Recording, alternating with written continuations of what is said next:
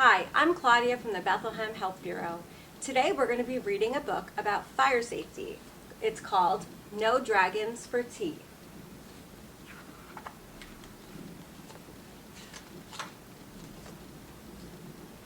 One warm, sunny day at the end of last week, my mom and I went for a walk to the creek as I raced down the hill in my little red wagon.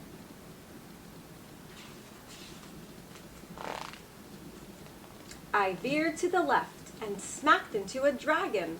I suppose he could see there was fear in my eyes as I jumped to my feet, quite filled with surprise. He sheepishly grinned and stepped out of the way, but he seemed so polite, so I asked him to play. Would you ever ask a dragon to play? He had a cute bear and some other toys too. With my shovel and pail, we'd have oodles to do.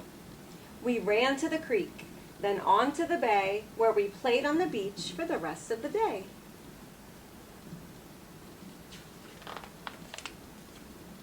Then Mom waved and said, "Now it's time to go eat. Let's pack the red wagon and head up the street." It's hard to stop playing with friends, old or new, so I asked if the dragon could come to eat too.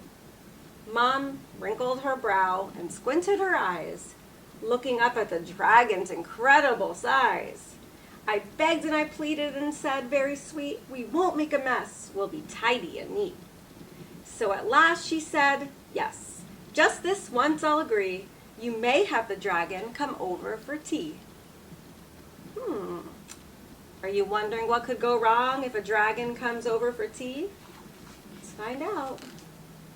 We have carrots and apples, thick slices of ham, with fresh homemade biscuits and strawberry jam, cold glasses of milk, and a great big dill pickle, but the pepper we sprinkled sure made my nose tickle.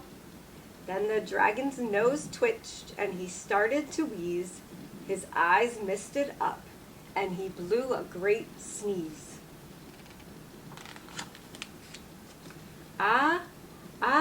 Achoo! Well, we all know what happens when dragons achoo. Flame shot from his mouth and from both nostrils too. Our tablecloth sparked and then burst into flame, and the curtains that hung right beside did the same. The smoke alarm rang. What a loud, piercing sound! It meant get out fast, so I dropped to the ground.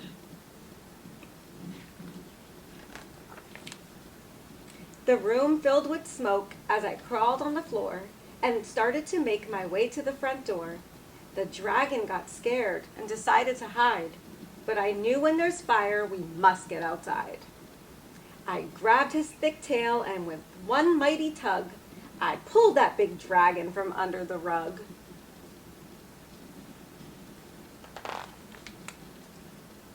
I crept down the hallway and said, "Follow me, I know the way out, we must meet by the tree." So Mom and the dragon and I all met there. Then that silly old dragon went back for his bear. We ran up and caught him and wouldn't let him go. And I said, "Listen, dragon, here's what you should know. Don't ever go back. That just will not do. We can get a new bear, but we can't replace you." Since the fire was burning inside of our home, we went to the neighbors to borrow the phone. Mom knew what to dial and said, calm and clear, "Here's our full street address. Send the fire trucks here." Before very long, down our street they came sailing, with bright red lights flashing and loud sirens wailing. The fire crew rushed to start work on their tasks. They were dressed in big boots and wore helmets and masks. They hooked up the hose and ran into the house, where they sprayed streams of water in order to douse the table, the curtains, our lovely snack too. It didn't take long till that fire was through. The fire chief called out the door with a shout. "The smoke made a mess, but the fire is out."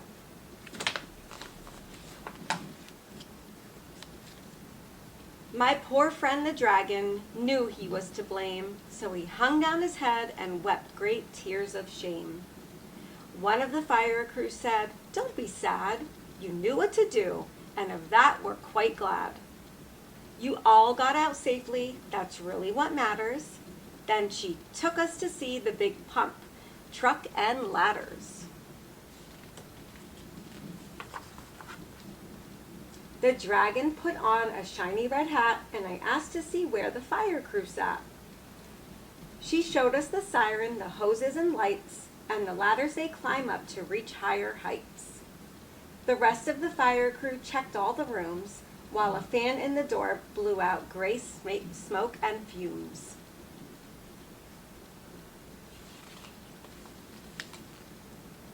Then the dragon and we sat down for a while. I reached up and hugged him. He gave me a smile. The next time the dragon and I want to play, we'll pack up a picnic and go to the bay.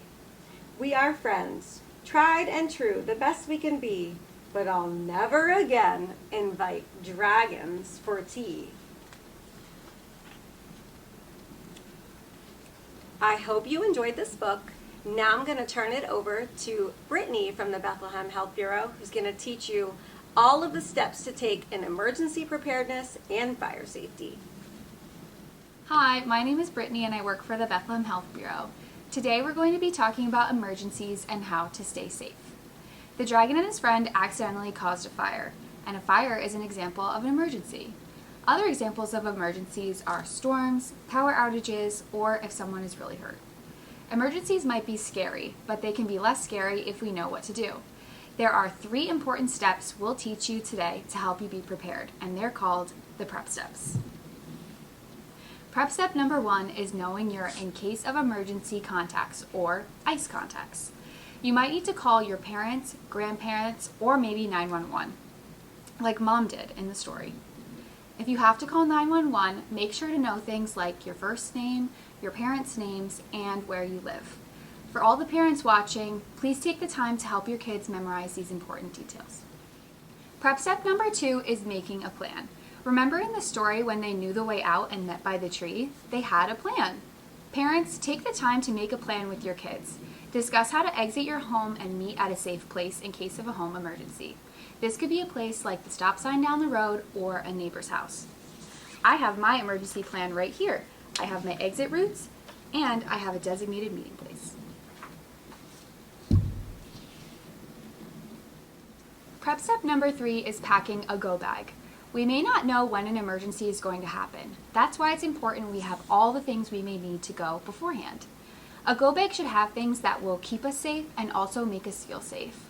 These are things like a flashlight, food and water, a blanket, or even your favorite toy. And make sure to keep your go bag in a safe place so that it's easy to find and you can grab it whenever you need it. What will you put in your go bag? Now that we learned all 3 prep steps, click the link in the description to learn the prep step dance to help you remember. Thanks for reading No Dragons for Tea And learning the prep steps with me. Bye!